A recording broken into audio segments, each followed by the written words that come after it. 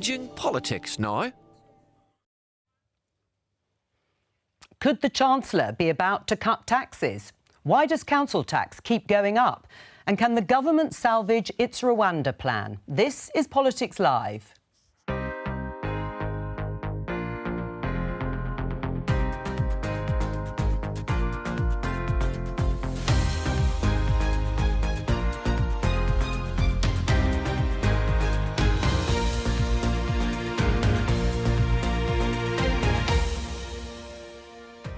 With me today, Conservative MP Danny Kruger, Labour's Shadow Business Minister Sarah Jones, The Mirror's Associate Editor Kevin Maguire and journalist and broadcaster Inaya Folarin Imam. Today is the Chancellor Jeremy Hunt gearing up for a tax giveaway this week.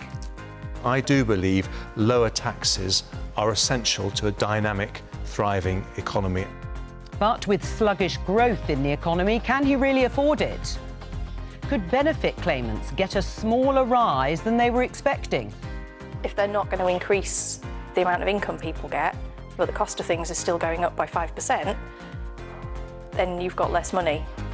In government, I will use the inflation rate that is traditional, the September inflation, to uprate benefits. One tax which is almost certain to go up is council tax. We'll find out why. And are senior Conservatives divided on whether to press ahead with plans to send asylum seekers to Rwanda?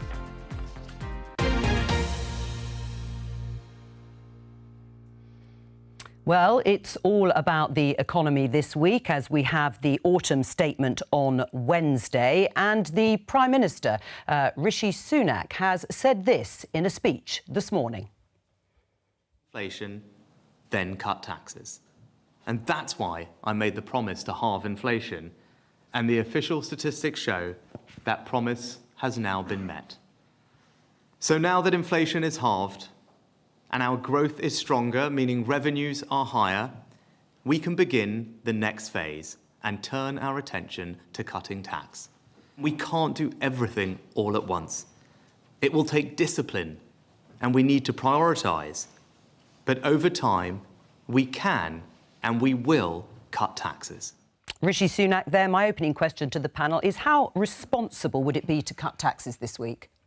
Well, I think it is the right thing to do. We'll see what the Chancellor's cooking up. But the encouraging news is that the original Treasury forecasts turned out to be pessimistic. There's more space in the public finances. They underestimated the revenue that would come. The economy has grown better than it was feared. We've seen that inflation has come down. I think the right thing to do this week is to boost growth by cutting taxes and support people's family finances. My preference for that would be a cut on, or rather a raising of the VAT threshold to help more small businesses take on more work, employ more people and do more services in the economy. But there'll be different choices before the Chancellor. I think it is important that we see taxes come down this week. They are at an absolutely historic and unsustainable high. Well, that is true. Sarah, how responsible would it be to cut taxes now? Well, it was good to see inflation come down, but of course food inflation has gone up 28%, something like that, over the last 2 years. Still running at 10%. Prices are still very, very high. And what we're looking at is a 13-year government that has had the highest taxes we've seen in generations, and the most struggles we've seen for years in terms of public services. Do you think now is the time to cut taxes? Of course, we want people to be paying less tax. Of course we do. And the principles that we would adhere to are about helping working people. Right. And we've set that out with a couple of our policies around scrapping the non-dom status, for example, or putting the VAT on private schools. Would it be responsible to cut taxes now? Well, we'll have to see. We've had, I think, about 40 different... We will see, but what do you about think? 40 different taxes have been bandied around. Inheritance tax, came and went, various other ones we've seen over the weekend. We will see what the Chancellor does. But we do need to see a move towards lower taxes. That's, of course, what we want to see. Okay. But the key that Rachel Reeves keeps talking about is that we want to see growth. That's how we're going to improve the economy over the long run. That's how we're going to reduce inflation. That's how we're going to get the economy moving, people's wages up. So we'll see what he has to say. But this is the end of 13 years of a failed economic policy. Is it responsible now to cut taxes, Kevin? I think it'd be a big gamble and a risk. It's not where the public is. The public would rather any extra cash went into public services, which in many cases are on their knees. If you do cut taxes, it's how much do you spend and then who do you spend it on? Because growth is actually flatlining. There is very little in the economy. It's true the tax burden is the highest for 70 years, although there's almost a fetish around that because it's really who is paying the tax, because the tax burden, for instance, is higher in Germany and France than it is in the UK, and their disposable incomes are higher, their living standards are higher than ours. So it would depend where you cut tax and how much have you got. But if he's looking for political gain from this, I go back to 1997. I'm old enough. I had black hair then. I remember Ken Clarke cut income tax just before an election, got zero political credit for it. Right. Well, we'll come back to that point in a minute. Do you think it would be responsible to cut taxes now? Well, it just depends on which taxes we're cutting. I mean, as was mentioned, we heard about inheritance tax, and that would send, I think, completely the wrong message to the public at this difficult time. But for example, if you are a young person and you are paying off a student loan, you're effectively paying a higher marginal rate of tax because you're paying off your student loan, and also you're taxed on top of that with normal national insurance and income tax and so on. So I do think that there could be some space which it would economically benefit people. But I think that, again, it just does seem like tinkering around the edges. If the Prime Minister really thinks that this is going to be the transformative policy a year to the election when they're running so far behind in the polls, and we've had 13 years of Conservative government, I just don't think he's going to get the returns on what he expects. Right, do you agree with that? Well, I do to a degree. I think the Prime Minister is absolutely right to concentrate on the deliverable bread and butter issues that the people are concerned about. Quite rightly, that includes the high rate of tax. It includes our national debt as well, actually, which Labour proposed to increase. So I think there are these important... No, so I think we have to get the economic fundamentals right, but we have to go further. And I hope that today was the first stage in that process. Beyond starting to deliver on his 5 pledges, he needs to deliver, I think, a far bolder message for the public about the kind of country we want to be. And that opens up a very useful dividing line with Labour, because in my view, the Conservative vision of our country, which includes lower taxation, but includes stronger families, stronger communities, stronger border control. But these principles, I think, are useful ones politically for us, and they're the right thing for him to do. When Labour was last in power, debt was 60% of GDP. It's now 100%. The Conservatives are the party to borrow another £28 billion a year. Our fiscal rules are very clear that we will reduce the debt, and we will do what many countries around the world have done, whether it's the US, whether it's in Europe or elsewhere, to invest in businesses, to bring in private sector investment into our country, which this government has completely failed to do, which is why we have such low growth and such a weak foreign investment is high, but I think foreign investment is on a point of a lot agreement lower than it was under the last on a point of agreement. I think that is absolutely right. We do need to see more investment in business, and the government has one of its great tax reforms is to enable people to deduct expenditure on plant and technology. We do need that. So I think we absolutely can. We do need to boost growth. That is the way to reduce inflation. Right. Well, it's interesting that the conversation is turning much more towards boosting growth, which was very much the mantra of the former Prime Minister, Liz Truss. It feels, Kevin, as if the Prime Minister thinks inflation is done. Now, inflation has come down, but the increase in prices is still going up, just albeit more slowly. But it's still 2.5 times higher than the Bank of England target. No, it is at 4.6% on the CPI count. 2% is the target. If it's the RPI, the Retail Prices Index, which includes mortgage costs, that's 6.1%. So it is still high. And all those increases that people endured are baked in. So it's just that prices aren't going up as fast as they were before. But he's given himself a victory lap and patting himself on the back because it's the only one of the 5 goals he set himself that he's likely to hit by the end of the year. He set a different set of goals this morning. We've got another 5. Long-term plans. We're forgetting that 5. He's actually. I mean, listen. I'm a critic of the government in some respects, as you might be aware. So I'm not here just to blow the trumpet for the government. However, just on the point, the 5 pledges that the PM set out are being met. Each one of them is on the right trajectory. So we are...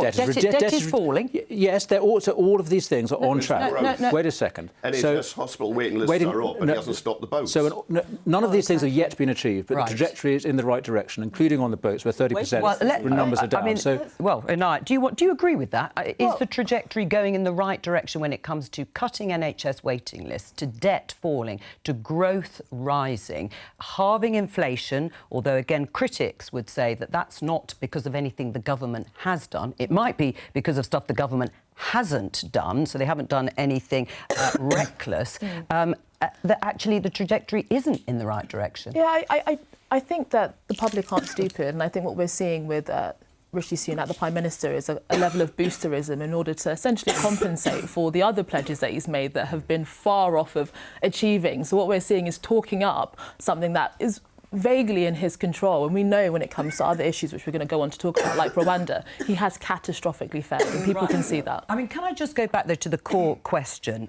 which is, are you all right there? You've got your water? No, don't worry, everyone's got colds and coughs at this time of year. How responsible would it be though at this point to cut taxes when we've just talked about the fact that inflation is still running at nearly 5%, when the debt is soaring and interest debt payments are soaring too, and there's barely any growth? There's a tiny bit, but there's barely any growth. Yes, well, we need to stimulate growth, so any tax reduction should be with that purpose in mind. And but that might fuel inflation. So inflation is driven by too much money chasing too few goods. So what we need to do is to produce more goods. There's a monetary policy dimension to this, which is important too, about the amount of money that's circulating in the economy. But what the government can affect is growth through targeted tax cuts to boost production, which is why I think raising the VAT threshold would be a very good call for the Chancellor. Right. Will this make people feel better? The old adage is, do you feel better than you did at the beginning of this Parliament, broadly paraphrasing? Will the government be able to help people feel better? Yeah, and the projection at the moment is people will be worse off at the next election than they were at the last, which is economically damaging for a government. I think it's very difficult because people get into a mindset. They can see, they look at their bank accounts, their purses, their wallets, their wage package, what it can buy. They remember how they were before. If you're just giving them a marginal improvement now, so it isn't as bad as it was earlier, they're not going to feel better off. There's going to be no, hey, thank you very much, Rishi Sunak and Jeremy Hunt. I think that point is past for the government, and that there is no real growth in the economy. And there's not forecast to be any real growth in the economy. Wages are finally going up more than inflation. But we've had the worst wage squeeze in history. So people are not going to say thank you for a couple of pennies when they've lost pounds. And so if I may, I think Kevin's got a really important point. We've got an economic model that over the last 20, 25 years has systematically undermined the productivity of the British economy, caused wage stagnation, inflation of assets. All of these problems started under Labour, I'm afraid to say continued under us. Let's just acknowledge that the cross-party consensus has failed. And I think 13 years. Well, if you're admitting that it's happened in the 13 years. The regret for me is that we came in 2019 with a pledge to change all of that. There was a resounding mandate for economic change. Yeah. What happened is we've had political turmoil, we've had Ukraine and COVID. Why would anyone vote for you again?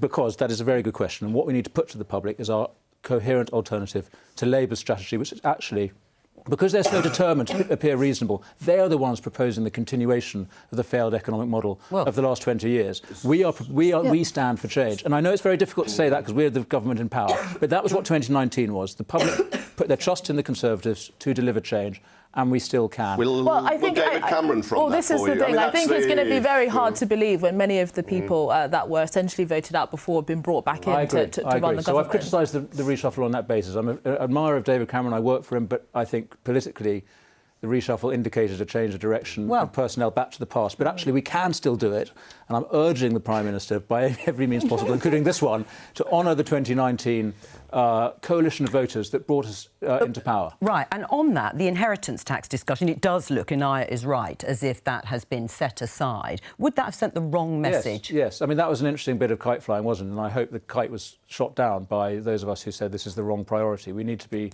investing in working people, supporting family finances. I mean, I do think inheritance tax is iniquitous, it's wrong in principle, and it's harmful, and many people want it scrapped. But I think the priority should be tax cuts for working people, for ordinary families and small businesses. Right, in talking of borrowing, you'll have heard the Chancellor now saying, Sarah, about Chancellor Nigel Lawson under Margaret Thatcher, famously saying that government borrowing is a tax on the future. He was talking about the 20 or 28 billion pounds or so Labour is committed to investing in green policies. Do you agree with that it is just a tax on the future? Well, the first rule, and forgive me for my coughing fit, first rule for our government under Keir Starmer and Rachel Reeves will be economic stability and fiscal responsibility. Sure, but on that, so we will have some fixed rules and we will not break those rules, and they will be absolutely clear. The fiscal lock in place so that we can never have what we had under Liz Truss, where we borrowed to tax to fund tax cuts, and the economy sank as a result. We want to invest in British industries, because the way to grasp the opportunities of the future is to invest in those industries that other people are investing in. If you talk to business, as I do, they're investing in America, they're investing in the EU, they're investing elsewhere because the incentives aren't here. So with every pound that we put in through our National Wealth Fund, we want to see £3 from the private sector. That is how we grow and so the economy. You're just going to stick to Tory spending plans, which is, of course, what the Blair government did after the Tories in 1997. You'll do the same? Well, we've said very different things. Our principles are very different from the current Conservative principles. Maybe, but the reality we have said we will that you'll stick to their spending plans. We will inject funding into the NHS to bring those waiting lists down, because the only way we can grow the economy, bring inflation down, is to get people off those waiting lists. But we have a completely different ideological outlook when it comes to investing in our businesses and industries of the future. Keir Starmer was in Aberdeen on Friday talking about how we transition people away from the old oil and gas industries to the very new and very exciting offshore floating wind, or whether it's carbon capture. These are really exciting opportunities for the future that this government has completely failed to grasp. Just briefly, what does it say, depending on what Jeremy Hunt does announce, what will it say about the timing of an election in Iowa?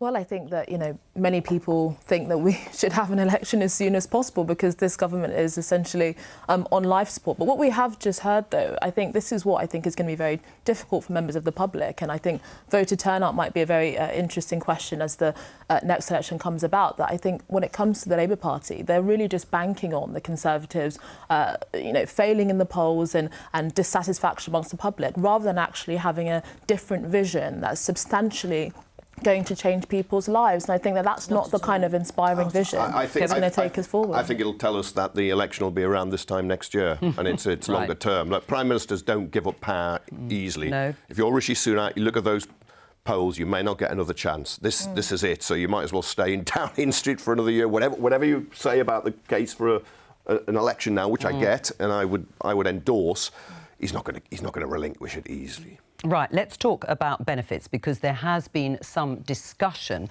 about what the government will do, what the Chancellor will announce in terms of increasing or uprating, as we call it, benefits for next April. Usually it's the September figure that is taken, which was far higher when it came to inflation than the October figure.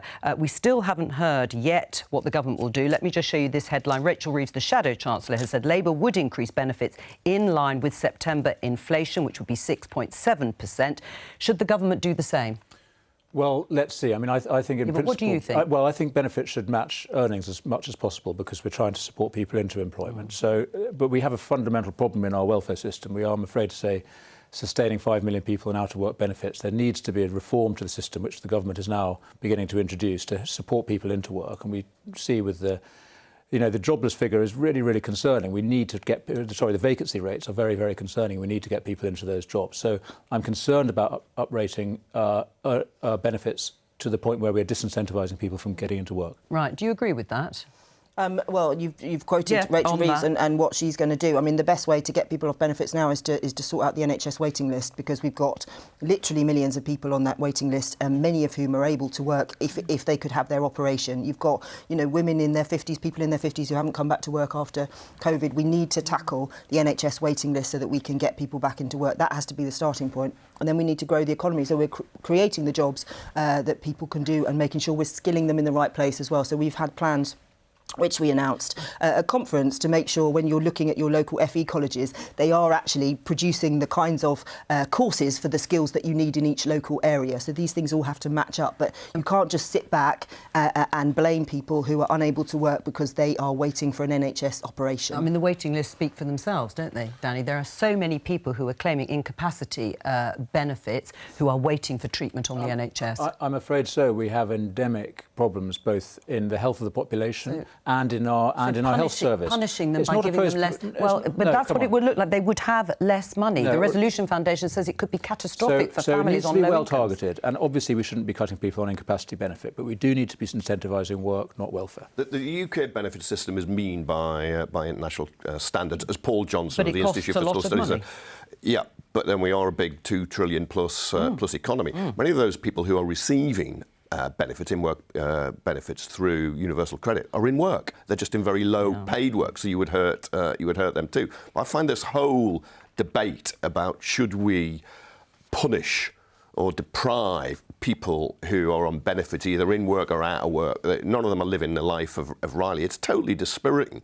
I remember David Cameron is like the ghost from governments past, but now he's returned. I remember the freezing of benefits in the Cameron Osborne time. It really hurt people, and there's a kind of horrible divide and rule side to that. Well, I mean, I do think that there is this question about fairness, and I think a lot of people perhaps that are not on universal credit, would like to see their incomes increase as well. So as long as there is a match with the plan to make sure that wages are also increasing, that people that are not claiming benefits for whatever reason, I recognise that many are in work benefits as well, do feel like they're earning more money and their lives are getting better. And I think we don't want to create a situation where there is tension between people that are claiming benefits and those that are not. I mean, it is a question of fairness, isn't it? And inflation is falling, finally. And so do those two figures then look disproportionate? Yeah, but you have a reference point, and you do it annually. At that point, their cost of living, in fact, cost of living has gone up higher for the people on low incomes than it has on higher incomes, but it was 6.7%. All of a sudden, just say it's 4.6%, so I can save 2 billion, is it? Yes. I mean, it isn't... It's public spending of $1 trillion plus. It's all about the politics, and it's bashing the poor to try and make a political point, and it is divide and rule all the time, and I think it's really, really unpleasant. I don't accept that. I think, in fact, that is very divisive remark to make, because actually we're all committed to the same principle. We want people in work. We want a thriving economy in which a family can support itself on its earned income. How do you do that? Well, you have a welfare system that rewards work, that supports people who are out of work for whatever reason, but makes it very clear that people should be working if they can. And it goes back to the broader point about the kind of economy we have. We've had 2 decades of low-wage economies.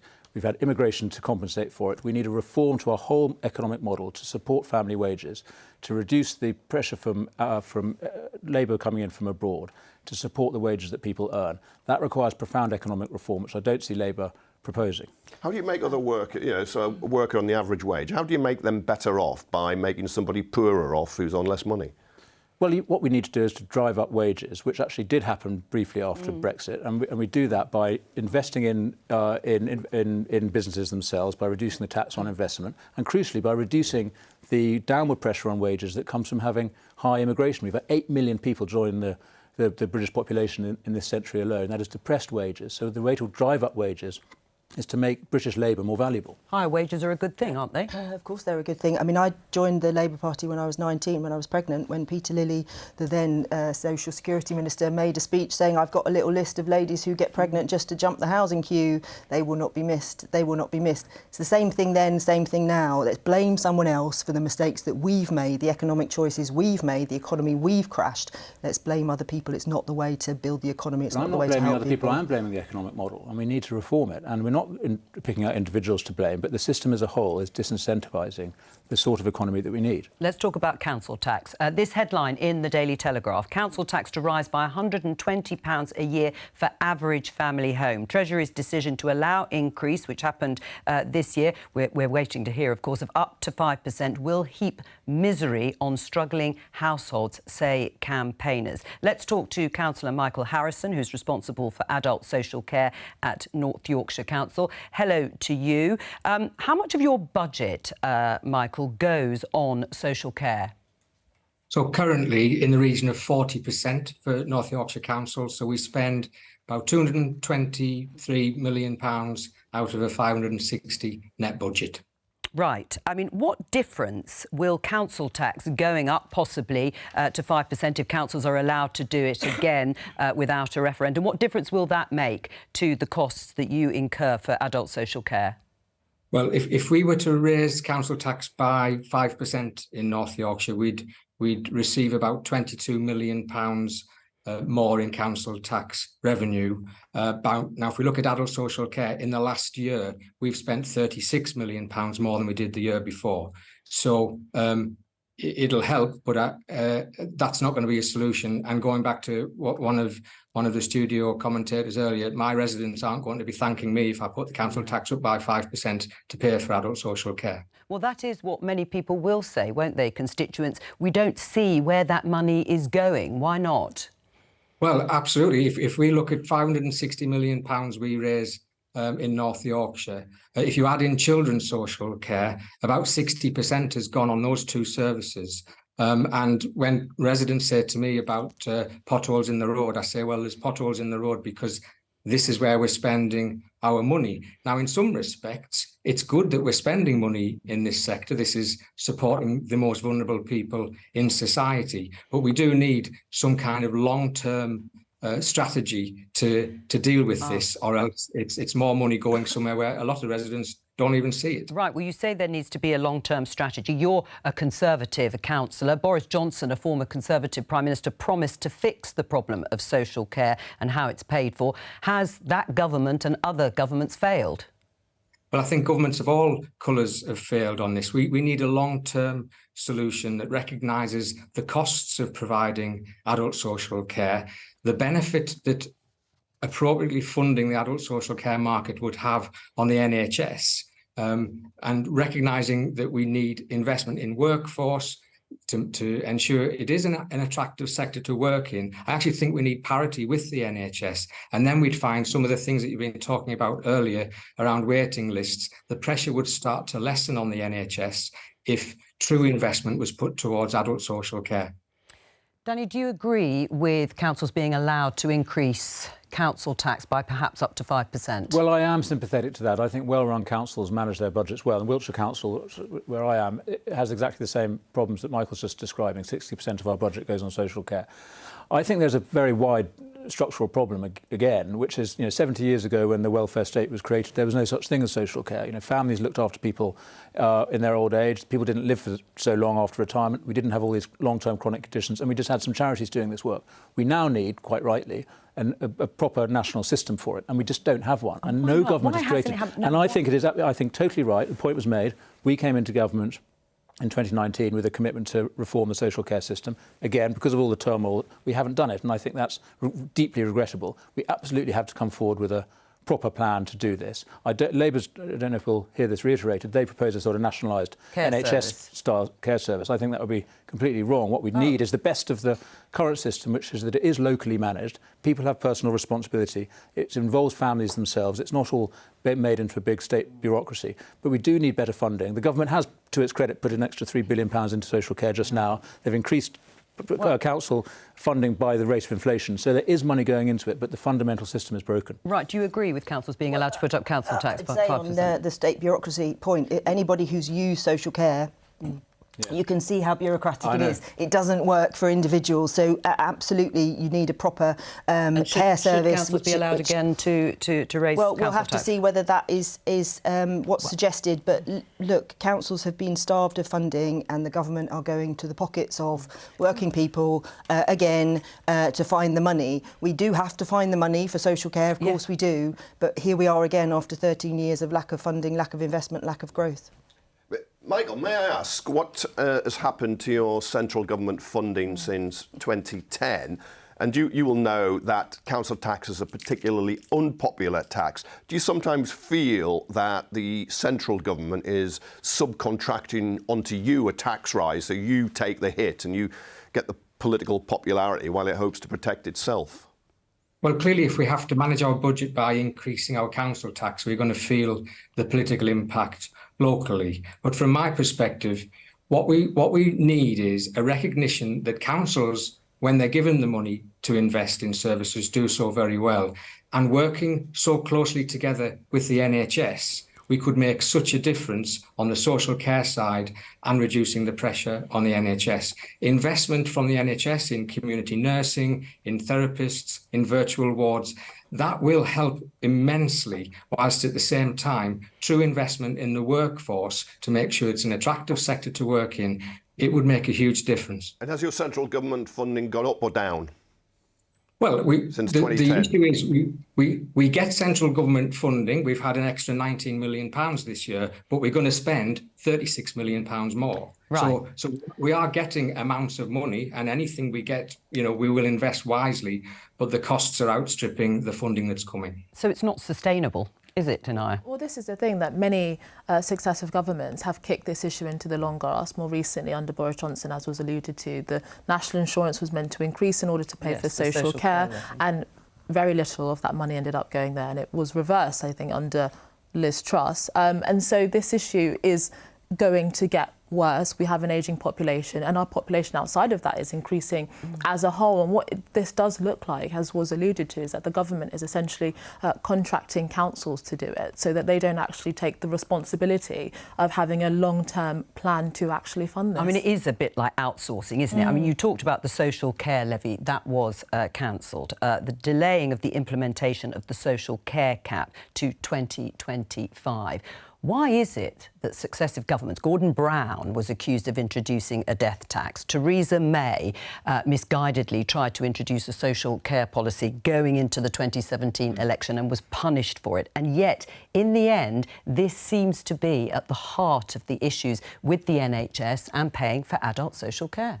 I'm afraid that's absolutely right. I mean, the reason is obvious. It's very, very expensive to do it. And it's a minority of people who rely on social care. So the costs will fall generally on the taxpayer if we follow any sort of tax-based solution, and the benefits will be felt by a few.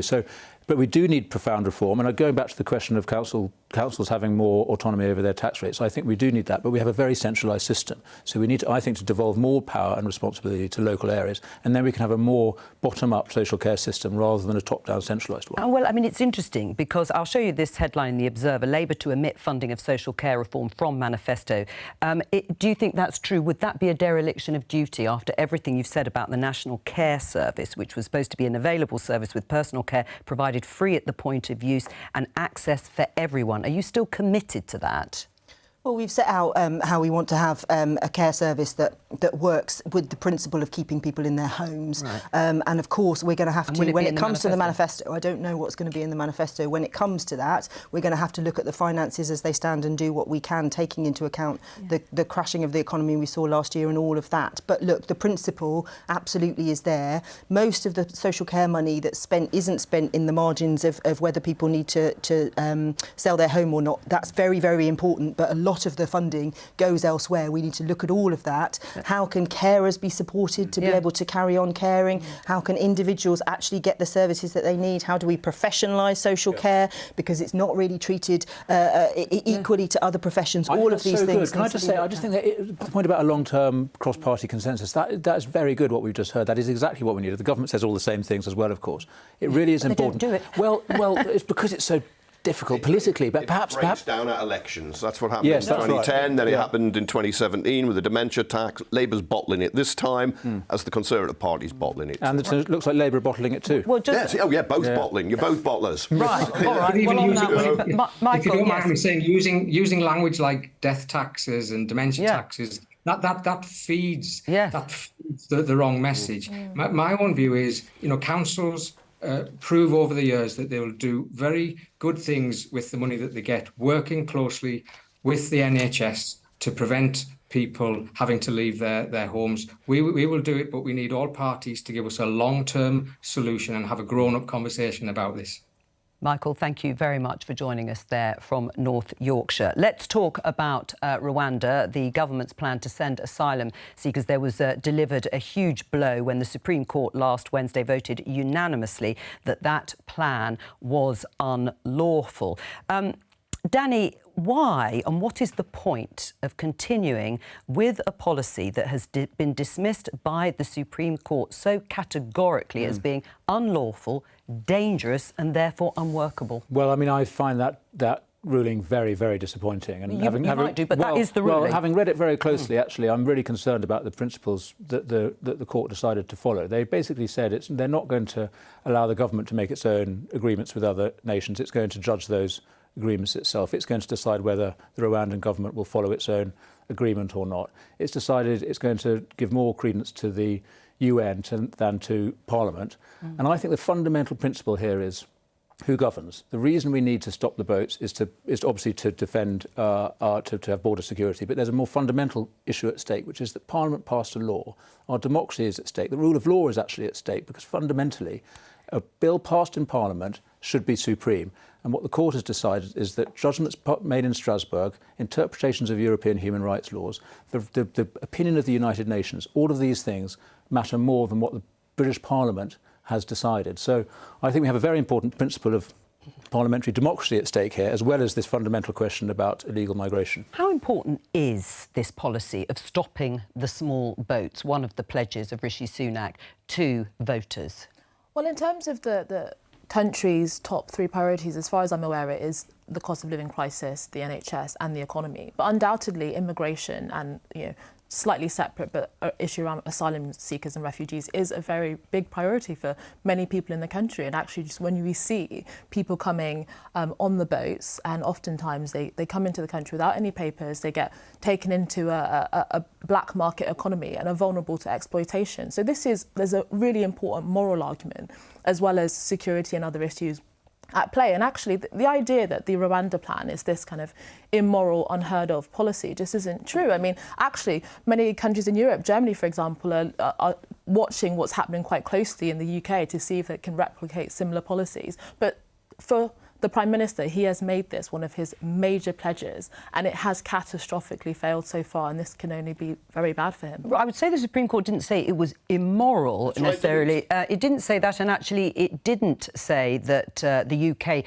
couldn't use a third country to send asylum seekers. But what it did say was that Rwanda was not a safe country for that to happen, and that the risk of genuine refugees or those with very good applications were at risk of being sent back to their country of origin, where they may face persecution. Does that leave legitimate room for the government to upgrade its treaty with Rwanda and therefore continue to pursue that policy? It can attempt to do that because you're quite right. It was the country chosen. So that's where I reject Danny's analysis. I don't think that was the ruling.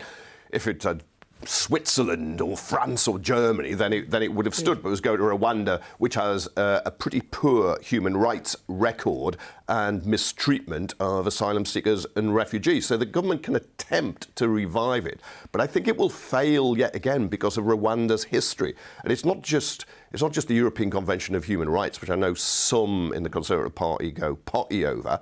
It is also United Nations obligations, and it is also UK laws. Right. Do you go potty over the ECHR? Have you gone potty over it? Well, I do. I mean, frankly, the ECHR is at the bottom of this, but that's true. There's a whole bunch of other conventions, refugees conventions. The judge was very keen to state that. But what is it going on here is that the court has decided to apply its own understanding of a whole range of very complicated and cross-cutting laws, rather than accepting that the British government has passed a law that says it shall remove illegal immigrants. It made an agreement with Rwanda, with a sovereign state, a foreign policy decision that it will, and that Rwanda will honour.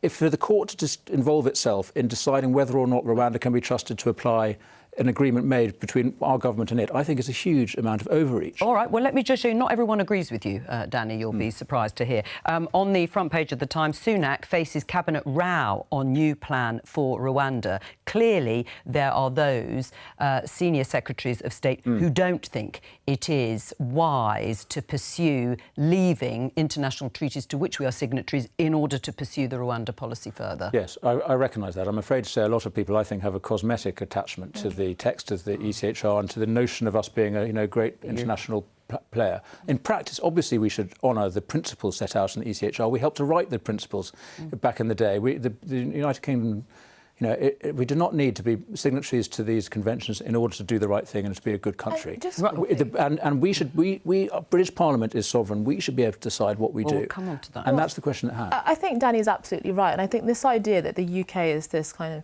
of complete denier and ignorer of human rights and will completely not take into account all of these factors is ridiculous. The question is, the key one that I think Danny put forward, which is who runs this country, who governs this country, and Parliament should be sovereign and able to make laws and affect the concerns that people have. Do you have a cosmetic attachment to the European Convention on Human Rights? Well, I mean, the two people who, who didn't face the death penalty in Russia in June, who used through the ECHR, avoided the death penalty, probably do. We don't have the death penalty under UK law. I think this is all just going down a rabbit hole. The point is there is 175,000 people waiting in this country for an asylum decision.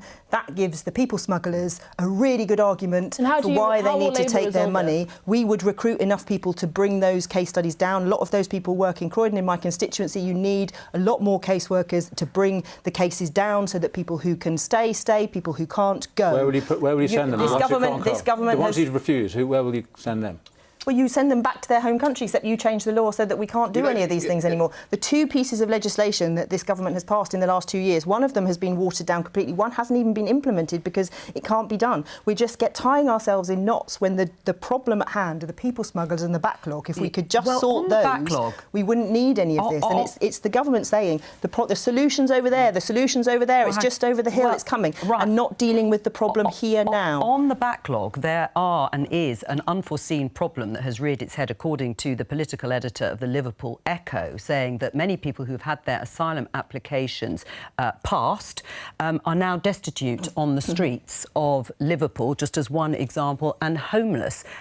Have you thought, I mean, the government clearly hasn't, but have you thought about those consequences? Of course, it's happening in Croydon as well. You're having people who are having, because the government has suddenly gone, we need to make some of these decisions very quickly. You need to do it in a staged way. To do that. We wouldn't have got to a point where we have 175,000. You need a slow managed transition so that you get away from using £7 million worth of hotels every day to being able to house the people who can stay, who are legitimate asylum seekers, and send the other people back to the countries that they came all of this from. is valid. There has been rapid increase in the number of processing that's going on, 6,000 a week now being processed. Now we've got lots of people on the streets who haven't got anywhere to live. Indeed, there needs to be all of these things need to be fixed. You're talking about important systemic changes to the process, but fundamentally there is no shortage of numbers of people around the world who, under the current rules, would be allowed to come and live in the UK if they can just pay the money to get here. We fundamentally need to put up a clear signal to the whole world that you cannot break into this country and have a home here. And if we can't get these flights to Rwanda, we cannot send that signal. Danny, as somebody who's a journalist who's covered politics on and off since the Thatcher period, I find it very odd that some people at the Conservative Party are now saying, let's break the law and ignore the law. It's not proposing to your vice chair said... just put the planes in the air. Lee Anderson, just dump them. But you mentioned earlier on that, and it's true, that on that Stop the Boats, the numbers crossing in those boats is down to about 30,000 this year compared to 45,000 last year, 30% cut you said about half an hour ago. Do you not think because you just obsess with Rwanda, you're taking the eye off how to actually solve this problem? And it's the hard yards. It is like deals with France to stop. Well, deals with France have been attempted. So thank you. So I think that's right. Thank you, Kevin, for pointing that out. It is true that there have been real successes. We have returns agreement, particularly with Albania, which has completely stopped the trade from smuggling from Albania. Countries that we can do a returns agreement with, we are doing, and that is succeeding. But as I was just saying, the current rules allow anybody who can get to the shores of the UK, and that often means spending a lot of money, so we're talking about the wealthy, the fit, can get to the UK and then claim asylum and basically live here for life. We have absolutely got to stop that rules, which does require changes to the international legal framework. And talking about breaking the law, I'm trying to restore the legal basis of our country, parliamentary sovereignty. There's nothing higher than that. Do you really think the Cabinet is going to agree to that Rishi Sunak is going to come forward and say, we are going to disapply, if that's the technical term, parts of international treaties, including the ECHR, the Refugee Convention and a convention around torture? These systems... Do you think that will happen, though? I know how you feel, but do you think that will genuinely happen? I don't know. I think there's a very good chance of it happening because the legal case, as set out by the Rwanda judgment, is obvious that that's the only thing that will work, and the politics are pretty compelling too. So I'm hoping that he will see that he needs to do a Churchill. He needs to take part in a new design of a new legal framework. What about the UN conventions? Yes, likewise. So you're just going to disapply them? So I don't know if you think that everything that happened in the 1940s is somehow holy writ. Of course, as time changes, we are in the era of mass migration. We need to change the law. And that's all we have time for today. I'll let them discuss because I'll be back tomorrow with more politics live at 12:15 here on BBC Two and the iPlayer. From all of us, have a very good afternoon. Bye-bye.